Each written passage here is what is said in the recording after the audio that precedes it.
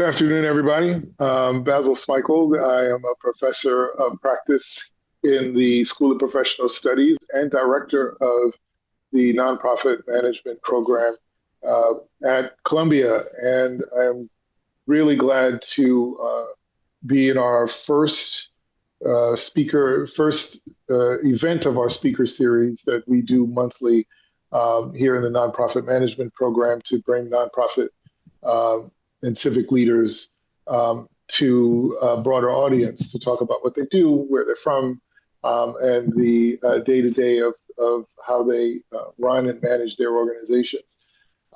Today, I am incredibly happy and proud to share with you the insights of my long-term friend, Joy Williams, who is a seasoned political strategist, civic leader, dynamic speaker, someone who's got a passion for empowering individuals and communities. In that capacity, she has taken on the role as president of the New York State, I'm going to get this title right, the New York State NAACP Conference of Branches. Is that correct? Correct. All right. Before we get into our conversation, I just want to say to everybody who's with us today that you can ask questions. I will take your questions. You can put them in the Q&A box, and I will take them as they come. We'll try to get to all of them, but if not, we'll do as many as possible. Joy, I am a big fan of the Actors Studio and James Lipton. And he always asked, before his first question, he said, let's begin at the beginning. So I want to begin at the beginning. Now, where are you from and how did you get into this work? I love that.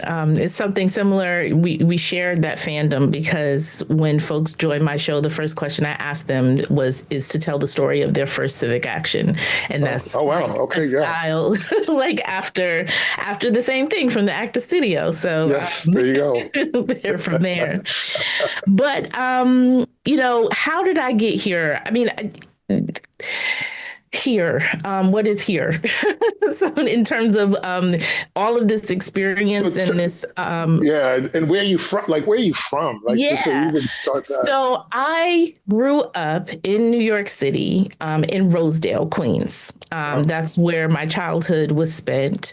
When my family migrated here from North Carolina, my grandmother and that generation, they were first in Brooklyn, settled in Brooklyn, and a number of them then bought homes in like that Rosedale, Springfield Gardens area, and then to Long Island, Roosevelt, Long Island. So, my childhood was spent in the city, but mostly in Queens and Long Island. And then in high school, my mother and my bonus dad was in the military, and he was stationed in a place called Barstow, near Barstow, on an Army base, and I went to live with them for high school. And I always tell a story, like I graduated high school on a Thursday in California, and on Friday I was back in New York like the next day, because I was like, get me out of here. So being raised in New York, and then I spent 4 years in California, and I was like, I do not like this. Please bring me back home to New York. And I have been back in New York ever since. All right. So that's where I'm from. Yeah, no, actually, let me ask you a question about that because I teach a class at Teachers College. Hey, to the Teachers College folks that have joined us today. And one of the things that I do talk about is the era of white flight. Was that happening in Rosedale at that time? Because there's a great documentary about that. Yeah. So, and it features Rosedale. That's right. Right. So, just from the history piece. So grandma and them, of the 13 of them, right, the oldest, migrated first, and they make the way. And then, the next one comes. Right. So part of that sort of great migration story. Yeah. And if you look at the block that I grew up in, 225th Street, Rosedale, and then right over the bridge is Springfield, right? Springfield Gardens. On that block, you had African-American families who had migrated from the South.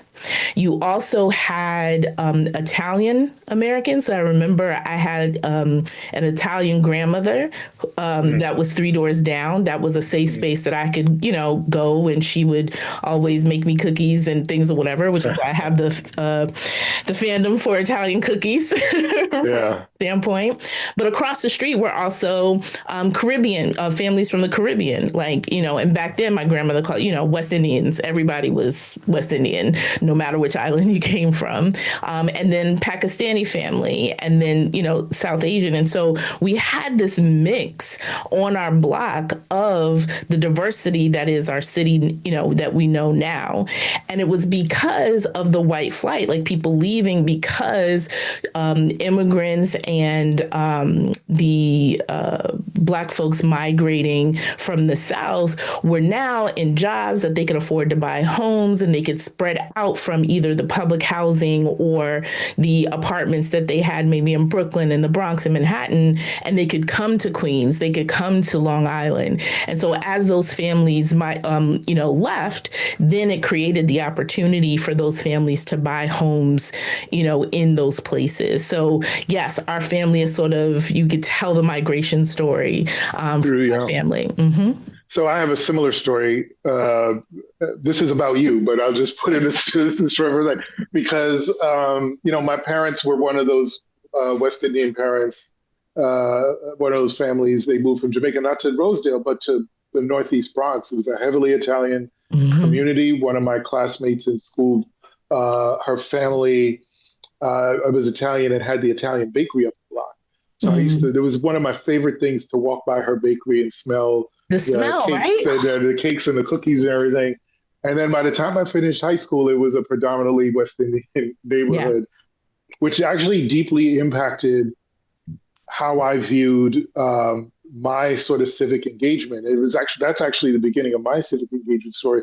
So let's go back to you. Like, what was your first memory of civic engagement? What's your origin story, if you will? So it's funny that I ask people that question because I don't have a aha moment central point. I think I'm very much a product of the environment of my family and the city, of those things converging into this little Black girl, right? So you have, the people of the Great Migration who are raising me.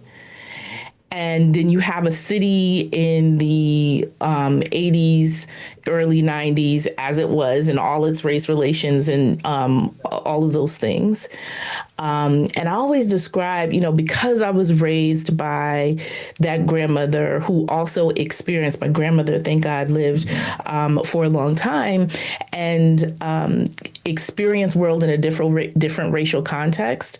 I inherited some of those things, right? So I remember as a young person, talking about that Italian family on the corner, the Russian family that lived a few blocks down or whatever. They weren't white to my grandmother. They were Russian. They were Italian. You know what I mean? Because she lived through a time when they weren't, and they had more, connection and things in common, and they saw through that.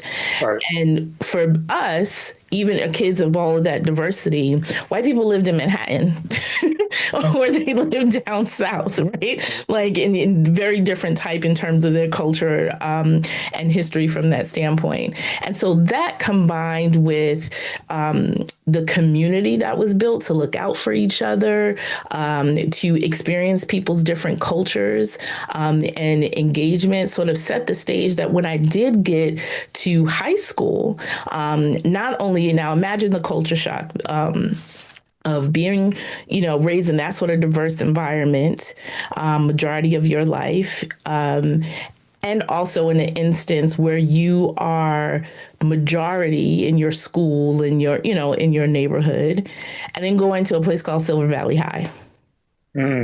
During a time when you go through puberty, and your great transformation as a human being. I absolutely hated high school, right? Because it's like, one, it's not the place that I'm comfortable in and that I know. also, it was sort of the first time I had experienced sort of that othering, of you're not the majority, that there's must be something, decreased or wrong with you or whatever, because we're the majority and we're better. And because I was raised as I was, one with the faith background, two with the ability to appreciate people's diversity and impact, it was a very much a culture shock for me. And what it inspired in me is like, y'all are wrong and we're going to organize to fix it. And so just something as simple as when, I was at 231 and I was on the cheerleading team and the step squad. So I'm like, oh, okay, it's cheerleading. I'm going to join the cheerleading team here. Let me try to do some kind of sense of normalcy. Completely different cheerleading in New York than it is, in that kind of environment. And it was the first time I also experienced sort of that, let down, or that like you don't fit in here. And it really like shocked me, because here I am doing this cheer that would rock the house in the gym at 231, and when I did it as a tryout, they were like, yeah, it's too much going on, it's too busy, whatever, it's not straight, and then so my response was, that's all right, I'll just create my own. And I created a step team at the school that actually ended up being more popular than the actual cheerleading team. And it was in response to being, denigrated publicly and saying that, you don't fit in. This isn't in, it's fine. And I was like, that's okay. There are other people here that appreciate this. So I'm going to create my own. And that has been the sort of story of my life through my career, that even to jobs where you don't fit in here, you're not quite right, this or whatever, it's like, okay, I'll create my own lane. I'll find my own space. And that sort of has been a through line throughout my entire career. And now talk a little bit about, so just to go to where you have been for several years in the NAACP. How did you start your civic life or engagement with the organization? So there's something called the NAACP baby. And that is someone who, has been a part of the NAACP since childhood and like the youth council. My kids are being raised like that now. But I wasn't. I was a little bit more, at least I called myself a bit more radical in high school and college, and thought that NAACP was an old people's organization and, not really for me. I wanted something more, militant and sort of powerful. So I didn't get involved in NAACP until 2005 here in Brooklyn, when Karen Boykin-Towns, who's a mentor and friend of mine, and Miss Dukes, they were reorganizing the Brooklyn branch at the time. And I said, sure, I'll join, because they needed 100 people to join. And like anything, when I join something, I end up in some sort of leadership position. And I started out just as a board member, and then, graduated at different elections from a board member to a second vice president, and then ultimately I served as president of Brooklyn for about 11 years before becoming president of the state conference, which I am now upon the passing of Miss Dukes. And really in those positions, really taking on the infrastructure in the name of NAACP, and learning the ropes and learning how we can build that organizing infrastructure in our communities through branches, and how we can do our programs in advocacy in order to benefit and change the lives of Black people. Now, before I get into the organization itself, I want to actually spend a minute talking about the two individuals you named, two women you named, Karen Boykin-Towns and Hazel Dukes. So Karen, is she? I know was a board member. Is she now chair of the national? She is now vice chair of the national board. And like me, she got, involved later. And then, because of your experience and background and, talents, it's one of those organizations that will pull you in to be in those different positions. So she was president of the Brooklyn branch when she was at Pfizer. She was an executive at Pfizer at the time, and then would later join the national board doing health programs as chair, the health chair of the national board, and then ultimately now becoming vice chair. Yeah, and that's a big board, isn't it? Like 60 some odd people. 64 member board. Yes, indeed. Now on as well. And you're what? As I'm a national board member now as well. You are. How often do you all meet? We meet quarterly. That's a big board. Committees, right? So there's lots of work to do. Yes, there indeed. Now, and let's talk a bit, because we really do need to acknowledge and lift up Hazel Dukes. So she had been, I mean, in my entire career, and this is going back to the early 90s, the NAACP, Hazel Dukes was the NAACP to me. Like, I don't care what history occurred before, it was Hazel Dukes. Could you talk a bit about her? Yeah, I talked a bit about this through my remarks at her services. We did not start out on a good foot.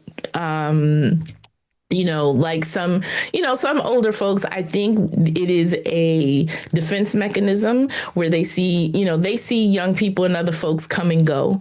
And from their perspective, they're like, oh, they're just here for, a quick hit, and then they'll be off to something else. And that's how she viewed me in the beginning. She was like, oh, you're this. She used to call me the progressive all the time as a pejorative. And she was like, the progressive little girl over there, the militant, outspoken one. And she didn't at first believe that I was going to stick around, that I was really committed to this. And then once she did, it was more of a hazing of, okay, let's see what you can do. Let's see what you can do. But it ended up being a very, very in-depth relationship of mutual respect. But then also, I'm being able to learn, from her, while also me teaching her new things and new ways to organize and bring things to the table and see things in a different perspective. And you're right, like for a lot of people, not only in New York, but across the country, NAACP is like, oh, Hazel Dukes, like if you did, a name association. And she became president the year before I was born.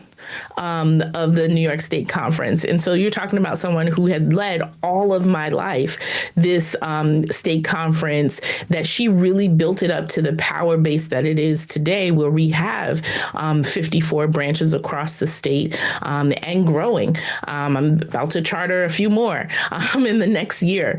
And that's all from her laying the groundwork and building the institution. And so we fully intend on continuing to celebrate and tell that story even next year when the state conference will be celebrating its 90th anniversary.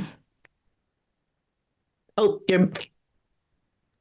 How did that happen? I was trying to make sure that the noise of the city didn't come into our conversation. But she passed away at the age of 92, if I remember that correctly. What was it like? And since you raised the issue of sort of youth, how young leaders and old leaders sometimes interact, sometimes well, sometimes there's a bit of a challenge there. We teach nonprofit leadership and management.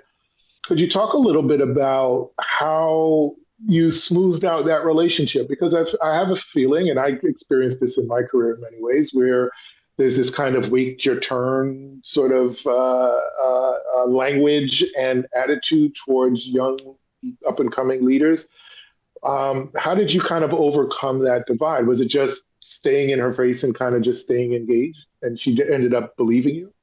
No, it's very intentional. And if there is not a class in nonprofit leadership talk about generational transformation and like there should be, because it doesn't happen by happenstance. It doesn't happen organically. It really is, both parties have to be committed and willing to go through the struggle that it is to understand each other's perspective. And so for me, the first thing is to understand from the younger person's perspective that folks in that generation, because this is a generational transformation we're going through, right? Where we have a number of our civil rights giants and organizations that were created who are going home to glory or transitioning and retiring out. And there's needs to be a fundamental understanding that they have committed their lives and sacrificed their lives to the cause and to that institution. Right. So that is your fundamental. And so from their perspective, they are not just giving this away for it to flounder. And so I think if you understand that baseline, then you understand, their hardness, their challenge, their thing. They're like, are you here for this? And for a lot of them, this wasn't given to them either. Right. Yeah. And so for them, it's like, this isn't something you just handing off to me. Like, show me that you have the endurance. Right. So because I need to make sure that if I hand this off to you in 2 years, you're not just like, all right, done with that. I'm going to go off to something else.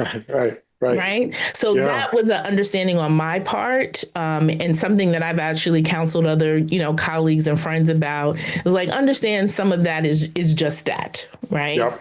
And two, the other thing is once you develop, there's that endurance, you have to build a personal relationship that both parties have mutual trust.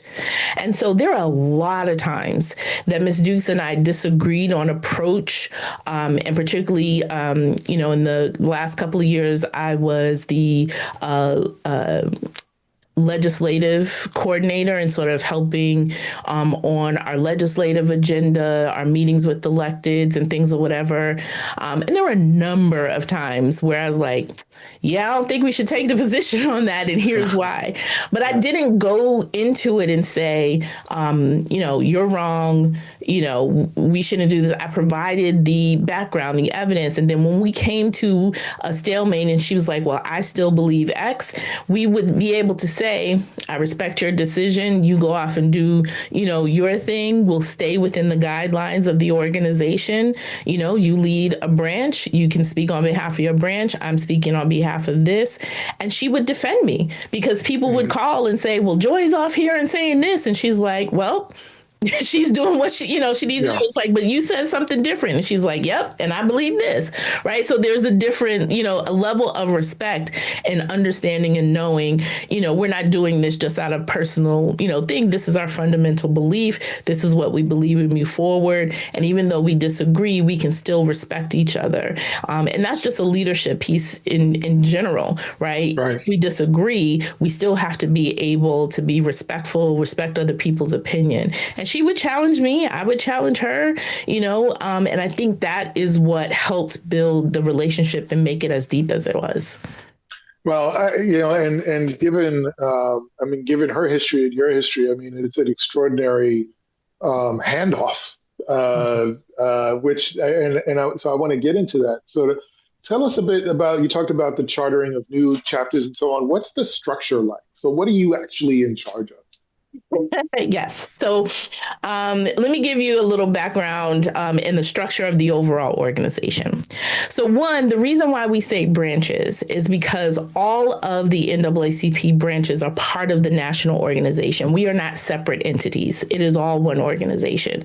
So it's not you chartering a chapter. It's you trying a branch. We don't even file taxes on our own. We submit stuff to national and they file a cumulative for all of the branches across the country. So there is the national board who governs the NAACP, that 64 member, as you said. That board then hires a president and CEO, which is Derek Johnson. And then you have state regions. We have regions across. We're in Region 2 in New York.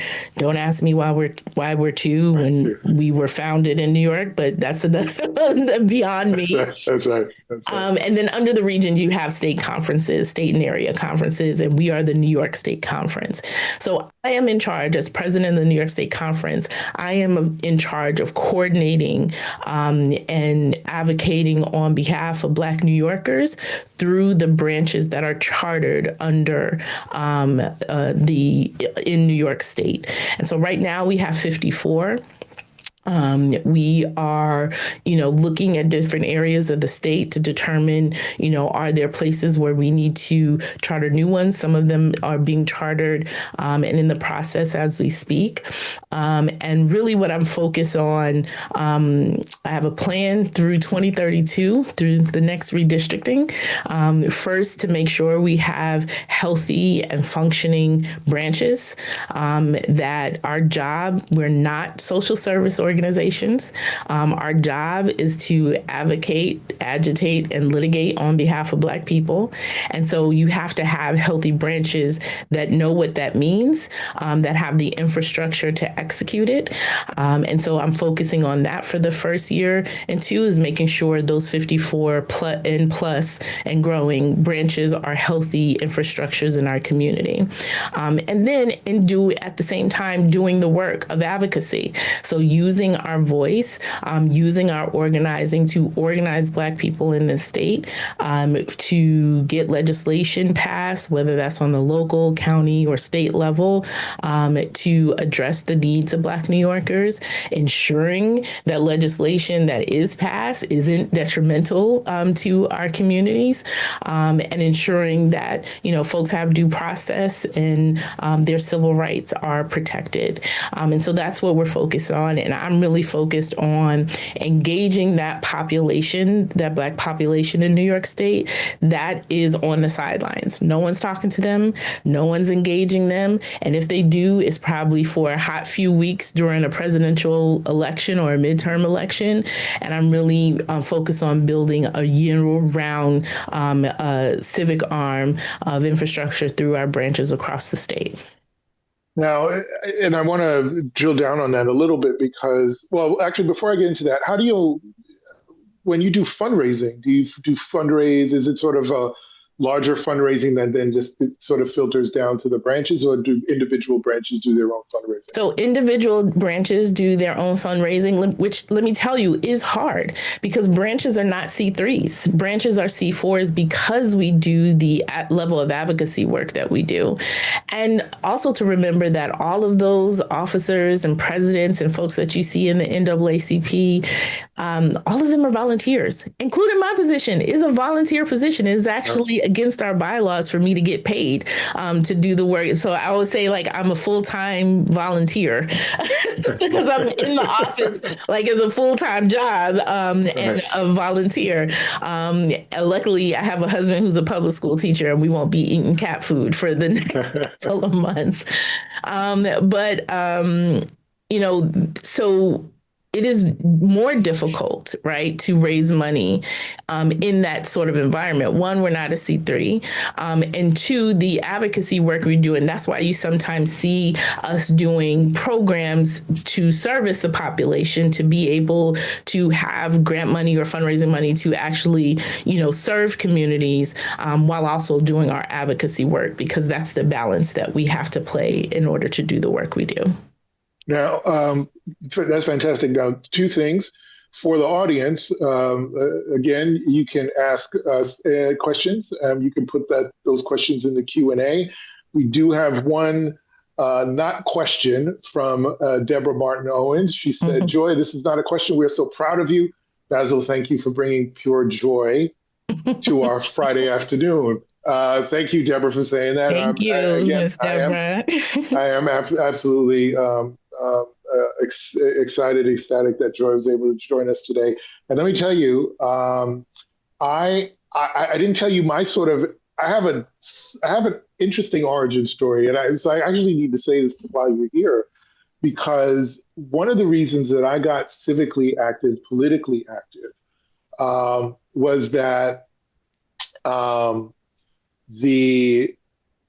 when I was in high school, and this was a Catholic high school in the Bronx, it was going through that transition of sort of being a largely white community to being mostly Black and Caribbean and Latino.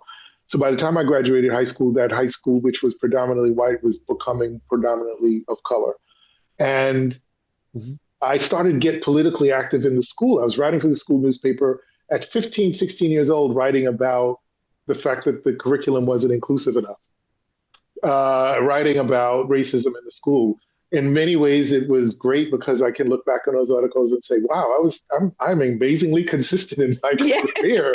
Um, but also, there was a moment where a number of students wanted to take some of the Black students. We formed a club to take Black students to visit HBCUs. The school Mm. would not let us do that. We tried to go to the parents, but they blocked us. So we went to the local NAACP, the Williamsbridge branch NAACP. I had gone there for daycare, Wow. and we met with them, and they tried to help us figure out a way to do this. We wound up not doing it for a number of reasons, including that the politicians of the area at that time, who are still around, not in office, but still around, were like, forget about it, don't worry about it, just go graduate, which was like a little heartbreaking. But they're going back to your generational sort of shift there, right?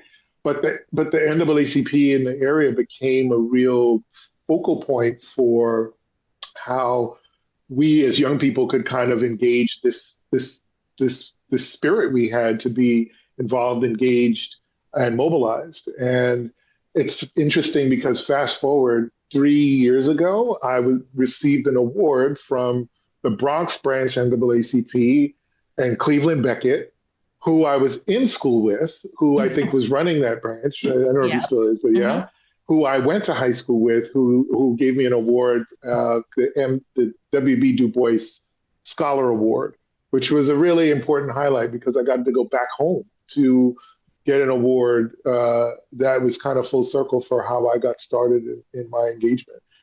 So basically, so thank you, Cleveland, if you're listening, and the Bronx branch NAACP for that wonderful homecoming. One of the things that I would wanted to ask about is the day to day. I know that you said you're a volunteer. Do you have like a lot of staff doing the work that you're doing? So in the state office, and this is obviously thanks to Ms. Dukes, who again, built the infrastructure for the state conference. And not every state conference has staff. Not every has a full time office. We do, and so we have about 4 staff members in the office to answer phones, refer people to help and care as they need, as well as execute the work we do every day. And so, as the state conference, we help manage, facilitate trainings and everything for our branches.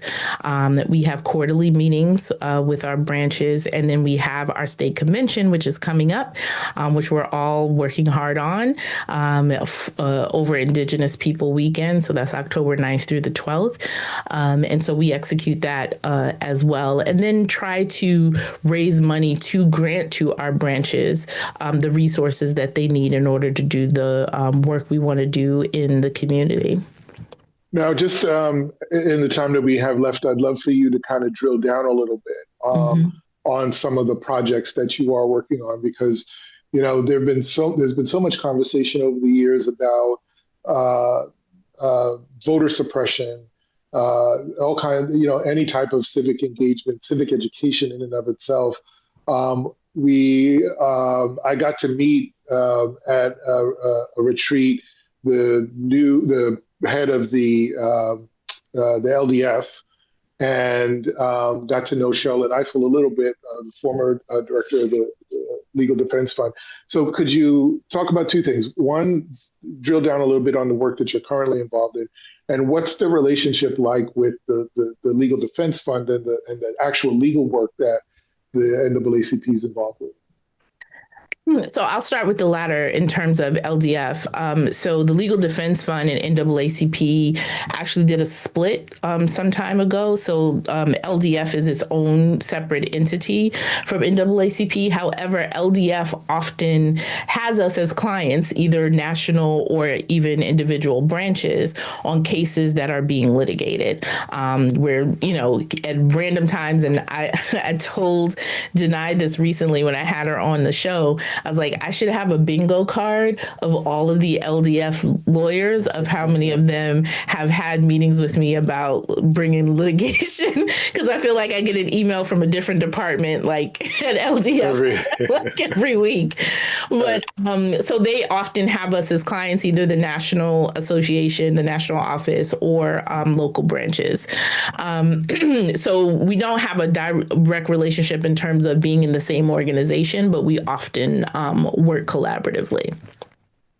The second thing is in terms of what our day-to-day looks like, I think was the question. Yeah, and some of the programs that you're working on. So as I mentioned, sort of executing our convention, right, which, we're electing officers, sort of the internal business. But two of the big things that happen at our convention, one is the resolutions process. And that's where I really began working on in the state conference level, is the process of branches bringing issues to the table that should be part of our legislative agenda or things that we are advocating for. And so how the process works is branches develop these resolutions. Say it could be, we want the NAACP to support bringing universal after school. Like, we want to support and adopt this model. We come to convention, and all of the delegates, we vote up or down, if we want to include, in that resolution usually includes also what branches should do around this issue. And so it'll be added as our agenda item, an action that branches will be able to do. And so at the end of the convention, we have all of these resolutions, which becomes policy for the state conference that we are doing of programs and initiatives. This also mimics what we do on the national level. When we have national convention, I know there's a whole bunch of panels and parties and stuff, but our real job is the resolutions process, where we are adopting, policy for the national association. You can tell I'm a nerd because I'm like, parties, yeah, let me read that resolution booklet. No, hey, that's really important stuff, because folks will catch you on it if you don't read it thoroughly. Yes, absolutely. So that's what we do there. So the other things that I'm really focused on when as I mentioned, it is difficult, and particularly more difficult during this era we are, where a lot of corporations are skittish, donors are skittish about giving money and donating to different organizations, but I have always had the mindset that you should not determine your policy and what's needed in community based on what donors would fund. The thing is to determine what your community needs, and then make sure you have support to find the donors who will support that thing. Because if you're an organization that just does things based upon what you get funded for, then you won't have a North Star or a compass. You'll just be going wherever the money takes you. And so for me, I am transforming. I know that long-term voter engagement into civic life is important. And so what funders and opportunities that we can do to support branches to do that year-round work, not just election-related work. The second thing is, it is really, really important, and it's in NAACP, we have youth members who are on the board as board members, and the same thing in the state conference. But what are we doing to actually train those young people to be advocates and not waiting until they've graduated high school or college? And so creating internships, not just for the excelling student, not that I want to exclude them, but how can I don't know if you remember this story during the pandemic, there was this young girl who was like organizing parties during COVID, like in random alleys and stuff, and hundreds of people would be out there. I found it out through my brother because he was going to them. And I was like, she's an organizer. I was like, I want her. Right. That's true. Right. I want her, and I want to, give her an internship and take those skills that she has innately and develop that into, a social justice advocate. Right.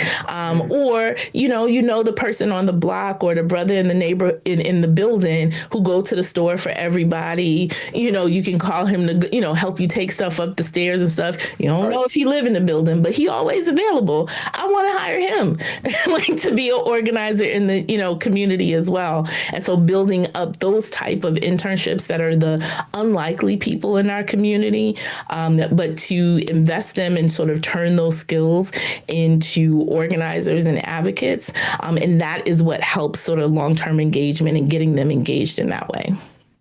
Now, you mentioned something before about I don't want to say challenges, but the difference in being a C3 versus a C4. Mm-hmm. So could you tell us a little bit about the C4 work, right? The advocacy, and what are the sort of opportunities, but also challenges in that advocacy?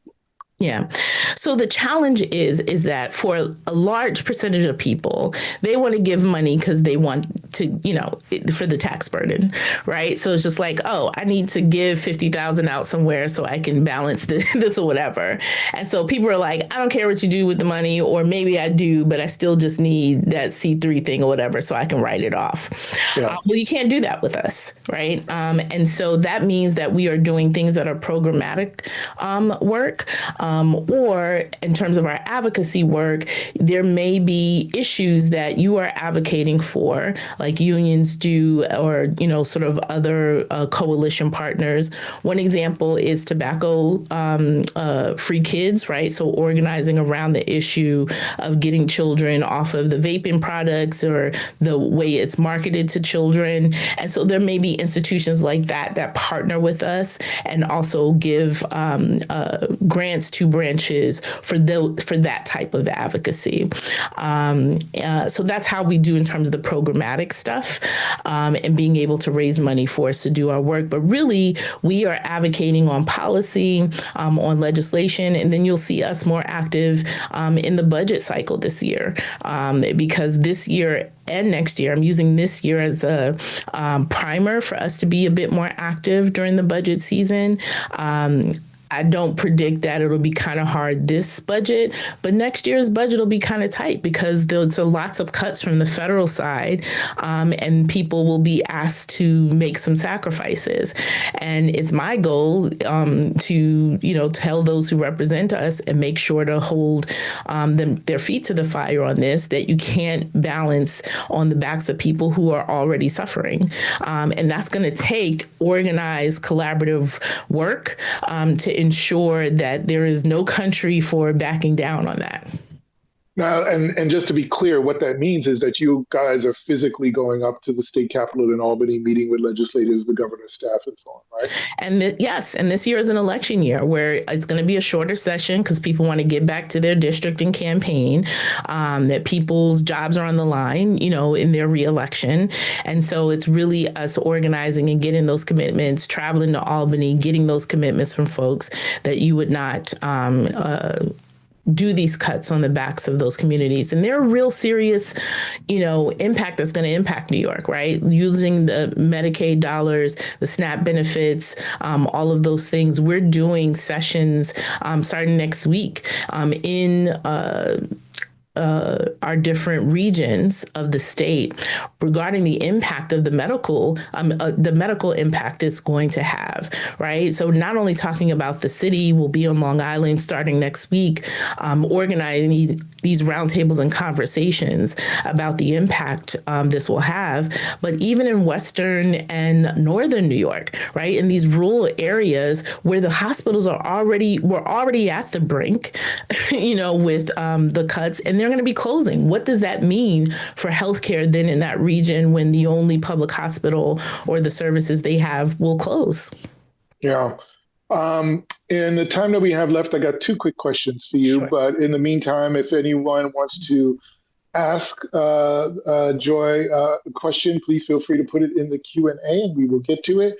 One is a substance question, which is on this issue of voting, because I know you've been heavily involved in that. In New York City, we just had a ranked choice vote election, and I know there have been periods of time, and I've worked with you in a different capacity with a different set of hats on to educate people about ranked choice voting. Could you talk a little bit about what the importance of engaged in sort of education broadly, but voter education, because you spend a lot of time sort of just talking to community about what's happening, what's going on. So talk a little bit about the education aspect of your work. Yeah, that is primarily, with groups like NAACP, League of Women Voters, and we end up taking that slack. And so part of the reason we are so adamant when we go to testify about the change in an election procedure or additions is because, I have to tell people, I just said this at the Charter Revision Commission when they were talking about introducing open primaries. I was like, people make these decisions, but you're then not around afterwards for the work that has to be done to educate people about the changes that you've done and how it impacts their rights and impacts their vote. Thankfully, they did not move forward with the open primaries question. And, as I testified then, it wasn't because I dismissed the idea. It was more of you need to develop a process for how we onboard this. And we just got ranked choice voting, and people are showing that they're, just getting comfortable with it and understanding how we move forward. But that education part is extremely important. And it's what we end up doing is showing people, how to cast your vote, what it means, how it's counted for people to being able to understand how their vote is counted. And that work is really done by those community institutions, by those branches like a Williamsburg branch where you are a trusted messenger in the community and people trust your voice. They trust the information that you are given. And that voter education is really something that we invest in as well. Okay. We'll get you out of here on one last question, Joy. Mm-hmm. This is a bit of a zoom out and a little bit of bringing past to present. What kind of advice would you give to a lot of our young nonprofit leaders or folks that's really starting out in their career wanting to do that work? And before you answer, I do want to take this moment to thank all of the Columbia staff that helped bring this together. Andy, Vicky, Lonnie, Lonnie and Vicky are the deputy deputy program director and also the program administrator, respectively. I also want to thank the alumni who joined us today as well. Thank you for your continued support of the program. But what advice would you have for folks wanting to get into similar work or are starting out in their civic engagement?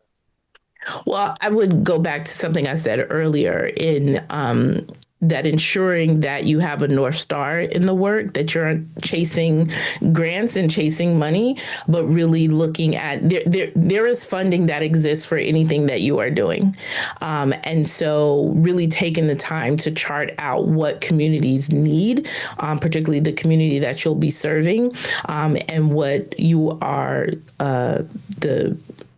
issues or the advocacy that you will be doing, and then gearing your fundraising and gearing your strategy based upon that. I think that's critically important.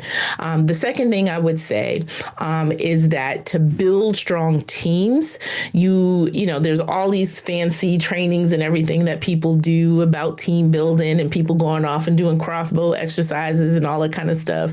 But really from a team is you have to actually value the team that you have and really understand who they are. Is it just a job for how you treat someone that this is just a job for them versus someone who's committed to the mission? You don't need to dismiss the first one. It's how do you make sure that, you really value the work that they bring to the table and being an invest in that. And that is so critically important, I think about from even me, because I'm leading volunteers majority of the time, right? When I'm thinking about our branches, like you're not using, if you don't do this, you don't get paid. I only got 4 people that work with, for the rest of the other 100 people, like they're dedicating their time and often their money to do stuff. So I have to make sure that I'm leading in that correct way. Right. Well, Joy, thank you so much for doing this for us, talking to our community here at the Columbia Nonprofit Management Program. I will just end by using Michelle's words, not mine. Michelle from WFMU chimed in to say, that Joy is a powerhouse and that she is so impressed. And I co-sign that 100%.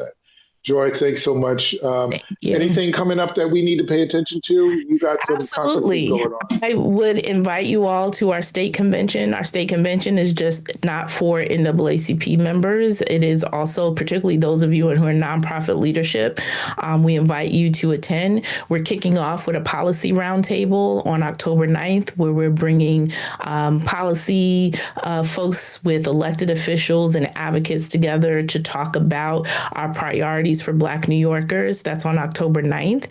And then for the rest of the conference, there's also advocacy trainings and other things that we're doing on respective issues that we'll be working on, as well as just practical power mapping, organizing, and all of those kind of trainings. So if you're interested in any of that, you can go to our website, New York State NAACP, that's nysnaacp.org, and you can find the convention information and register, and I'd love to see you there. All right. Where is that taking place? In Long Island, at the Long Island Marriott. All right. We look forward to seeing you there. Again, everybody, thanks so much for joining us. Joy, thank you so much for lending us your time and expertise. No problem.